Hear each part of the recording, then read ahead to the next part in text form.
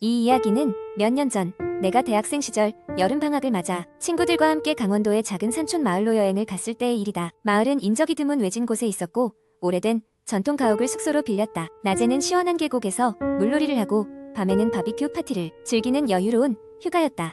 사건은 여행의 셋째 날 밤 일이 발생했다.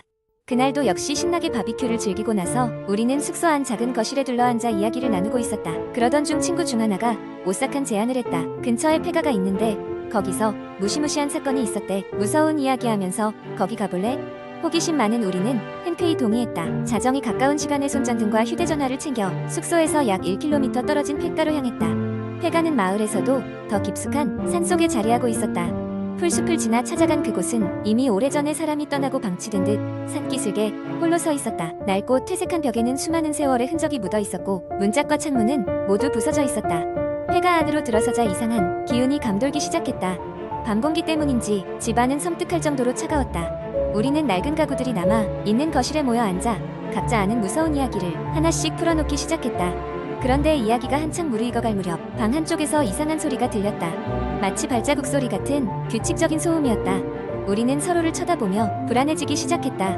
누군가 장난치는 거 아니야? 라는 말을 주고받으며 우리는 용기를 내어 소리가 나는 쪽으로 다가갔다.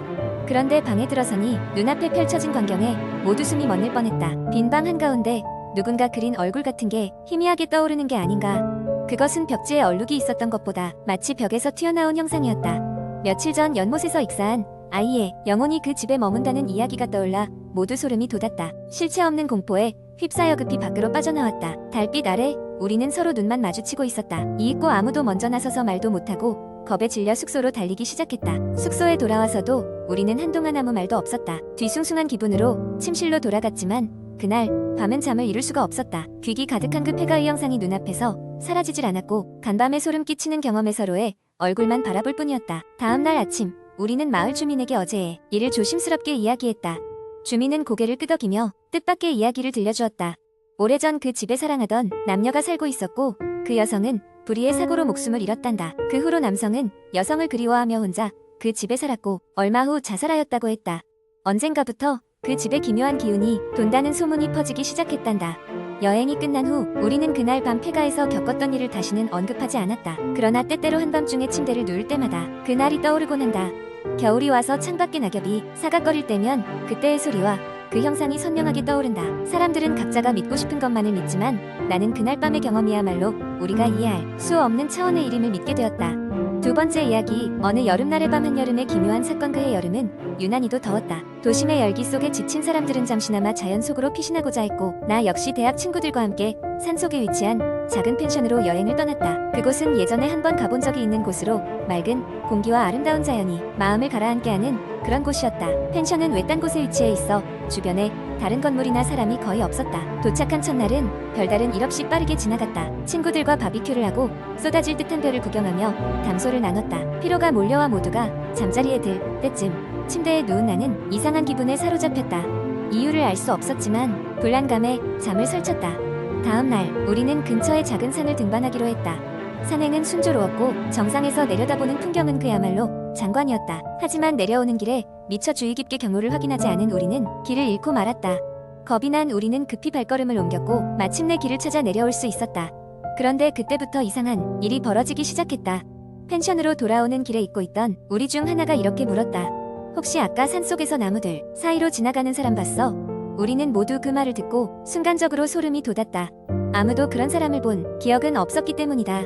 그저 그늘이나 빛의 착시였겠거니 생각하고 우선은 넘겼다. 펜션에 도착해 씻고 저녁을 먹으며 그 이야기를 잊으려 애썼지만 머릿속에서 지워지지 않았다. 밤이 되어 모두들 방으로 돌아갔지만 나는 쉽게 잠들지 못했다. 어느새 시계는 새벽 2시를 가리키고 있었고 그동안 나는 창문 너머 어딘가에서 느껴지는 시선을 애써 무시하고 있었다. 그때 밖에서 희미한 발소리가 들리기 시작했다. 처음에는 바람소리겠거니 했지만 발소리는 점점 가까워졌다. 나는 침대에서 일어나 커튼 너머를 내다보았다. 그러자 마당 저 멀리 희미한 달빛 아래에서 무엇인가가 움직이는 것이 보였다. 그것은 분명히 사람의 형체였지만 움직임이 어딘가 부자연스러웠다. 순간 심장이 쿵쾅거렸고 도저히 몸을 움직일 수가 없었다. 그러던 그때 갑자기 내 핸드폰이 울리기 시작했다. 소리를 죽이지 못했던 탓에 방 안은 벨소리로 가득 찼다. 나는 놀란 마음에 전화를 받아들였고 수화기 너머로 친구의 떨리는 목소리가 들렸다. 너도 보지, 그 사람. 아까 길에서 본 그 사람 같아. 그 말에 나는 핸드폰을 떨어뜨릴 뻔했다. 친구도 같은 것을 보고 있었던 것이다. 우리는 서로 방에서 빠져나와 거실에 모였다. 밖에는 여전히 무엇인가가 있었고 우리는 이 상황을 어떻게 해야 할지 몰랐다. 겁에 질려 창밖을 다시금 내다본 순간 그 형체는 서서히 사라져갔다. 마치 처음부터 없었던 것처럼. 다음 날 아침 우리는 마치 아무 일도 없었던 것처럼 펜션을 뒤로하고 도시로 돌아갔다. 그 후로 우리는 그 펜션에 대해 더 알아보지 않았다. 그저 그날 밤 우리가 본 것이 무엇이었는지에 대한 의문만이 머릿속을 맴돌 뿐이었다. 그리고 그 일 이후로 나는 산행을 할 때면 종종 나무들 사이로 무언가의 시선을 느끼곤 했다. 그것은 결코 현실적이지 않았지만 너무도 생생한 느낌이었다. 이 이야기를 친구들과 나눌 때마다 우리는 그날 밤의 무언가에 대한 불안감과 두려움을 아직도 떨쳐버리지 못하곤 한다. 마치 우리가 그곳에서 본 것은 단순한 환상이 아니었던 것처럼. 세 번째 이야기, 옛날 옛적 한국 시골 마을에 한 외딴 집이 있었습니다. 이 집은 오래되고 낡았으며 이미 몇 년 전부터 아무도 살지 않았습니다. 아무리 날씨가 맑아도 집 주위로는 항상 흐린 안개가 자욱하게 깔려 있었고 그로 인해 마을 사람들은 그 집 근처에 가기를 꺼려했습니다. 그중 몇몇 용감한 사람들만이 한 번쯤 그 집을 탐험해보고 싶어 했지만 돌아온 사람은 아무도 없었습니다. 이 집에는 오랜 세월에 걸쳐 여러 가지 무시무시한 소문들이 돌았습니다. 그 중에서 가장 유명한 것은 매년 비오는 10월에 특정한 밤에 귀신이 나타난다는 소문이었습니다. 그 귀신은 옛날 그 집의 주인이었던 여인의 혼령으로 그녀는 비극적으로 생을 마감했다고 합니다. 그녀의 젊은 시절 아름다웠던 그녀는 사랑하는 남자와 결혼을 약속했으나 그 남자가 전쟁터에서 죽고 말았습니다. 슬픔에 빠진 그녀는 점점 이상한 행동을 보였고 결국 그녀는 증발하듯 사라졌습니다. 마을 사람들은 그녀가 그 집에서 약을 먹고 자살했다고 믿게 되었습니다. 시간이 흐르고 어느 날 도시에 살던 한 학생이 이 집에 대해 알게 됩니다. 그는 친구들과 함께 공포 체험을 하기로 결심하고 집을 방문하게 됩니다. 그들은 손전등과 캠코더를 챙겨서 집으로 향했습니다. 처음에는 아무 일도 일어나지 않았습니다. 그들은 낡은 가구와 먼지 쌓인 방들을 뒤져보며 웃고 떠들었습니다. 그런데 집에 들어선 지 1시간쯤 지났을 때 묘하게도 집 안이 공기가 급격히 차가워지면서 기이한 일이 벌어지기 시작했습니다. 어디선가 악취가 올라오기 시작했고 갑자기 창문이 덜컹거리며 열리고 닫혔습니다. 친구들은 놀라서 서로를 바라보며 겁에 질렸습니다. 그때 그들 중 한 명이 저기 봐 라고 소리쳤습니다. 복도 끝 어두운 구석에서 하얀 형체가 쓱 나타난 것입니다. 그것은 분명 여자였으며 긴 머리가 얼굴을 반쯤 가린 채 고요하게 그들을 응시하고 있었습니다. 순간 누구도 숨을 쉴 수 없었고 그들은 공포에 휩싸였습니다. 그 여자는 천천히 그들을 향해 다가오기 시작했습니다. 그들이 도망가려고 할 때 강력한 무언가가 그들의 다리를 붙잡는 것 같았습니다. 발길이 떨어지지 않았고 여자는 점점 더 가까이 다가왔습니다.